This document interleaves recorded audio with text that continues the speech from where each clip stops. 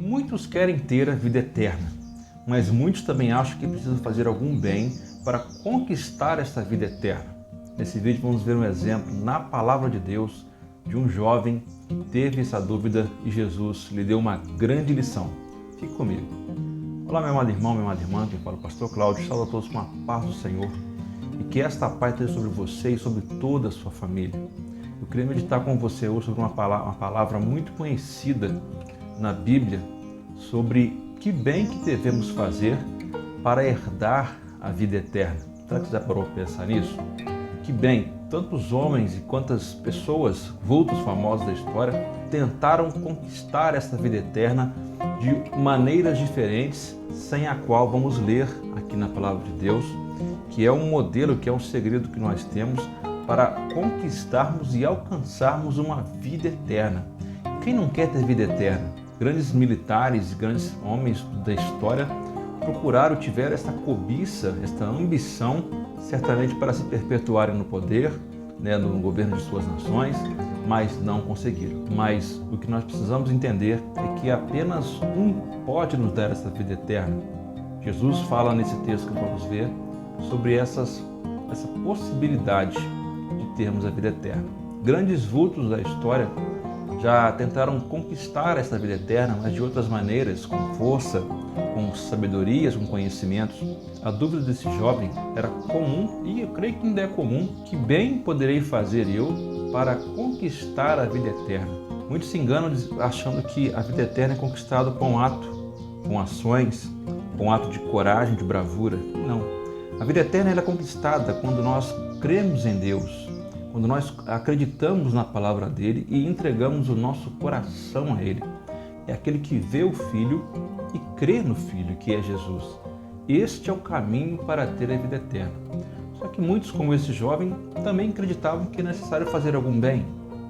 E Jesus responde esta pergunta desse jovem com uma outra pergunta.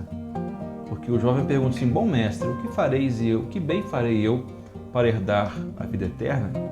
Jesus responde assim: por que me chamas bom? Bom, não há um só, que é Deus. Ele é bom. Ele é a chave para você conquistar a vida eterna. Jesus pergunta para ele assim: tem guardado os mandamentos? Tem guardado a palavra? Quais? Os mandamentos. Não matarás, não furtarás, não mentirás, honrará pai e mãe, amará o teu próximo como a ti mesmo. Tem guardado isso? Ele pode dizer: sim, tenho guardado desde a minha juventude. Interessante que Jesus não falou os 10 mandamentos, só falou apenas 6. E esses 6 mandamentos, ele está diretamente ligado à ação entre o ser humano, e não aquele que está ligado diretamente a Deus. No livro de Mateus, no capítulo 19, no verso 16 em diante, a Bíblia fala assim: e eis que, aproximando-se dele um mancebo, disse-lhe: bom mestre, que bem farei para conseguir a vida eterna? E ele disse-lhe: por que me chamas bom? Não há bom senão um só, que é Deus. Se queres, porém, entrar na vida eterna, guarda os mandamentos. Essa palavra, a Bíblia nos conta sobre um diálogo entre esse jovem e Jesus. Jesus, ele responde a pergunta desse jovem com uma outra pergunta.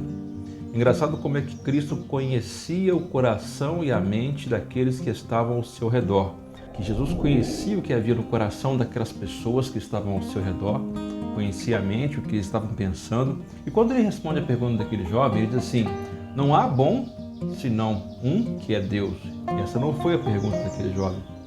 A pergunta é: como farei para herdar a vida eterna? Mas Deus aponta a falta que estava fazendo naquele jovem. Ele estava revelando o que aquele jovem precisava para herdar a vida eterna. Ele pergunta assim: você tem visto os mandamentos, tem guardado os mandamentos? E engraçado que ele fala: quais mandamentos? E Jesus, ele cita 6 daqueles mandamentos. Os 6 primeiros mandamentos têm a ver diretamente com o caráter humano, com a ação entre pessoas, diretamente com o caráter humano. Os outros 4 que faltou era o que era diretamente ligado a Deus. Aí surge a pergunta novamente daquele jovem: o que me falta ainda? O que eu não tenho feito para conquistar essa vida eterna? O que te falta ainda, meu irmão, é colocar Deus em primeiro lugar na sua vida. É colocar Deus em primeiro lugar, nos seus negócios, na sua casa, no seu coração. É isso que faltava ainda àquele jovem, colocar as coisas de Deus em primeiro lugar. Não adianta eu apenas fazer o bem para o meu semelhante se eu me esqueço da ação com Deus. Eu não posso apenas colocar a minha filantropia em primeiro lugar. Essa ação com Deus é que vai fazer diferença. Aquela comunhão constante com Deus, aquela adoração, aquela busca incessante, é a adoração a Deus. Talvez é isso que falta ainda, é dar glória a Deus. A Bíblia fala que houve um rei e ele morreu porque ele não deu glória a Deus. Ele não deu lugar, não deu a honra devida a Deus. A perfeição é desapegar daquilo que está no teu coração e se apegar ao tesouro maior que é Deus e a sua comunhão com o próximo. Essas duas coisas andam juntas. Eu não posso fazer apenas uma porque vai faltar. Eu preciso demonstrar o meu amor para com o próximo, tendo comunhão com Deus, tendo esse apego às coisas de Deus. Este é o segredo para a vida eterna. Quando nós entendemos esse segredo, meu irmão, da vida eterna, os nossos olhos são abertos. Infelizmente, muitos não entendem dessa simplicidade e querem criar regras humanas que escravizam, que dominam o coração do homem. Regras humanas para se conquistar a vida eterna e, consequentemente, a salvação, mas não é desta maneira que funciona. A salvação está ligada diretamente a Deus, a vida eterna está ligada diretamente à nossa comunhão, à nossa vida diária com Deus. O que falta ainda são os quatro mandamentos que Jesus não citou, o que se refere a Deus, o tesouro no céu. Não adianta fazer o bem e não agradar a Deus. Não adianta apenas ter caráter e não agradar a Deus nas atitudes que são diretamente ligadas a Deus, que é a ação do homem para com Deus, que é a sua busca, a sua humilhação, a sua adoração, se prostrar diante de Deus e confiar que Ele realize um milagre na sua vida.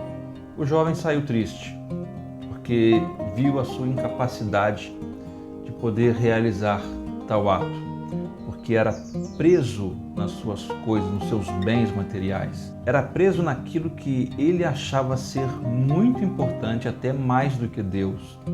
E saiu triste porque não pôde vender os seus bens, porque era dono de vários bens, e repartir com os pobres. Talvez Deus estava dizendo ali, de uma forma literal, ele dividir aquilo que ele tinha, era compartilhar tudo aquilo que ele tinha com aquele que necessitava. Ele não pôde fazer isso. Quantos hoje têm essa dificuldade de repartir aquilo que lhe é precioso, repartir aquilo que é bom, e se prendem a isso? Por estar preso, eles são incapazes de realizar um bem diretamente com Deus.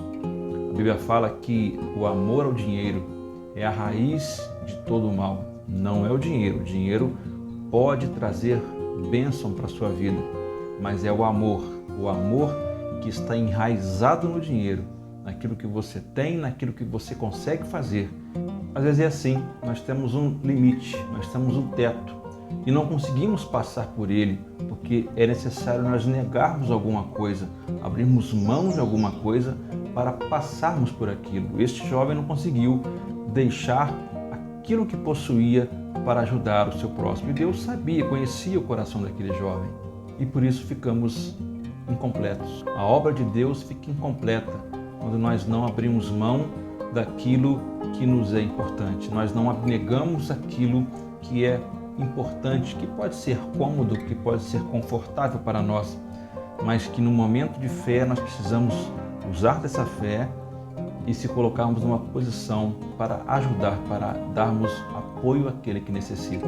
A ação do jovem para com os pobres atingiria o coração de Deus e ele entenderia os planos de Deus para a sua vida. Porém, quando agimos para com os pobres de uma forma digna e se esquecemos de adorar a Deus, falta alguma coisa. Medite nessa palavra. Veja o que é que tem te prendido, o que é que tem sido importante na sua vida e você tem deixado isso te segurar na hora de você adorar a Deus. Eu estou fazendo a minha reflexão aqui, eu espero que você também faça a sua aí na sua casa. para que o nome do Senhor possa ser glorificado. Talvez é assim, o jovem conhecia os mandamentos, os jovens conhecia a palavra de Deus, só que ele estava usando o conhecimento da palavra de Deus apenas aonde lhe convinha.